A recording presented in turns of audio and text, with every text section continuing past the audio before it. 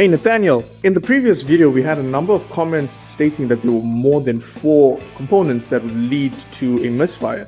Is that true? Yes, 100% sure. That is true. Just on that vehicle we had an ejector problem. We just checked the 4 basics. Now, there is more, but on this engine, we have idle control valve, throttle position sensor, map sensor. Could be the valves. It could be a piston problem. It could be a timing, ignition timing, your cam sensor, your crank sensor.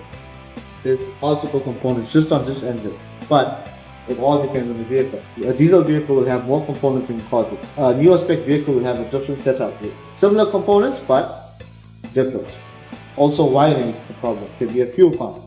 There's a lot of stuff, but it's always nice to check the basics first.